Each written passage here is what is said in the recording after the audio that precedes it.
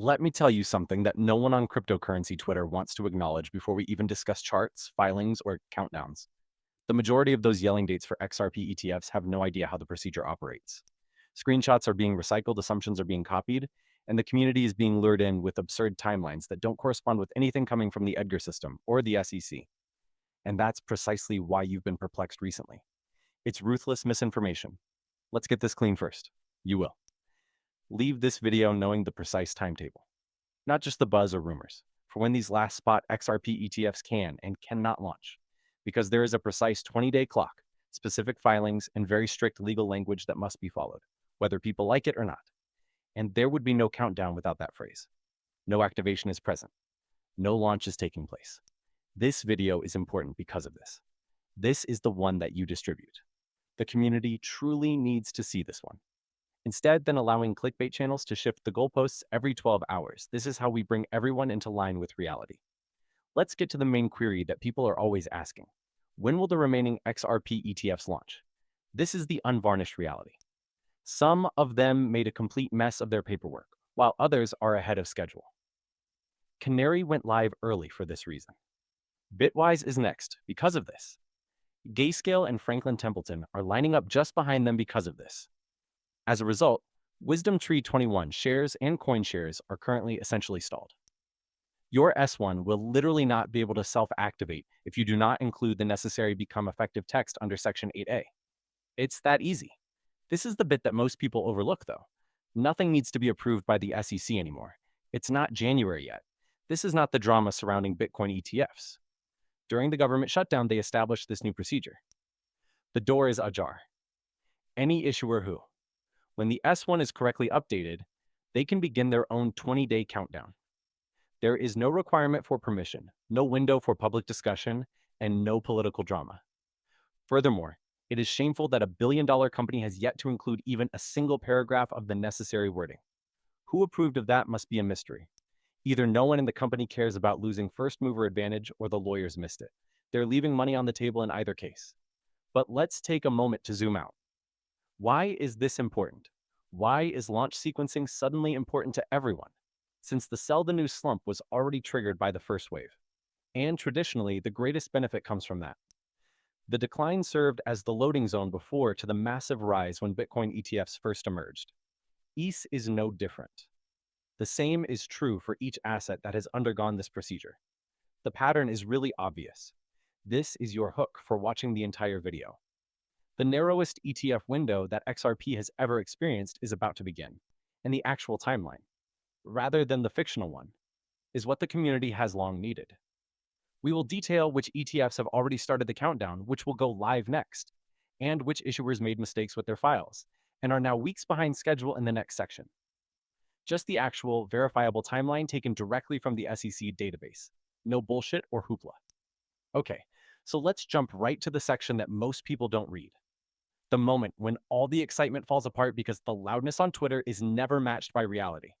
Everyone keeps yelling dates as if they were taken from an insider secret. However, the reality is very straightforward. The majority of folks don't even look at the paperwork. All they're doing is repeating anything that seems optimistic enough to encourage interaction. This is precisely the reason why a large number of XRP holders develop irrational expectations and then act perplexed when things don't debut tomorrow. So, let's do something hardly anyone does.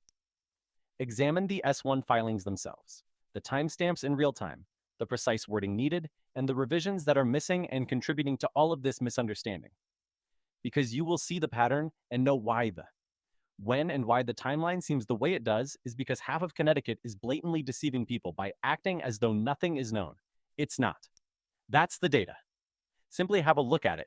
Eliminating the delay amendment is the first important step. This is the full game. You don't take it off. The countdown doesn't begin with you.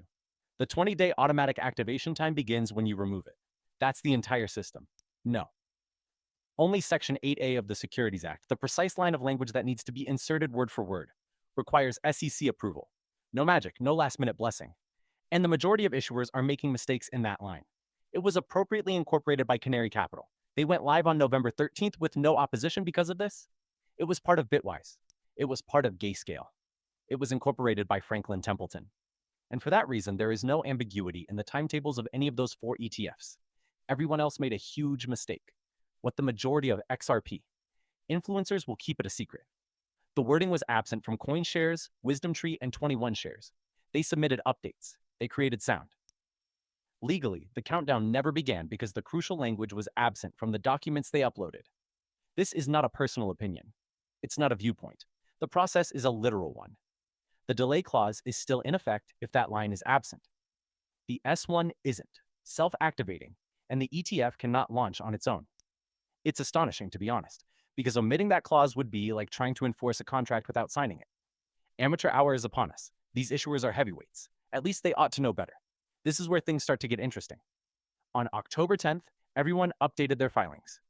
The industry appeared to have coordinated. They all appeared to be getting ready for launch.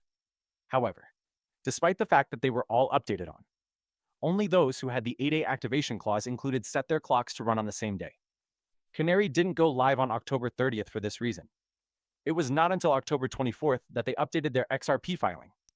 Because of this, the Litecoin and Xrp ETFs were processed earlier, and the language was included in their submissions. It is therefore not surprising that the launch was timed. It has to do with paperwork. Bitwise, October 31st filing, 20 days, November 20th. November 3rd, Gayscale, November 23rd, filing 20 days. Launch is probably scheduled for Sunday, November 24th.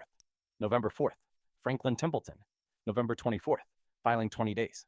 Canary, October 24th, filing 20 days, November 13th, already live. Once you read the documentation and stop listening to hype merchants, everything falls into place. And here's the ugly truth nobody wants to admit. Coin Shares, Wisdom Tree, and 21 Shares won't debut if their filings aren't corrected, for a period, until they incorporate the necessary wording, not this month, not next month, and not at all. They're falling behind because of this. Additionally, the SEC could manually approve them and have them go live right away if they so desired. However, depending on that type of assistance is unrealistic. The timeline determined by filings, not conjecture, is the only one that can be trusted. Okay, let's continue as most people don't understand this portion, even though everyone acts like they do. When you break down who filed correctly, who made a mistake, and who essentially left millions on the table because their legal staff couldn't even bother to paste one paragraph of information, this ETF timeline discussion only seems straightforward. Necessary wording. This is the portion you cannot afford to overlook if you own XRP. Not if timing, liquidity flows, and the pressure points that drive this market are truly important to you. Let's examine the section that no one else is prepared to thoroughly analyze. 3 issuers are currently out of the contest entirely.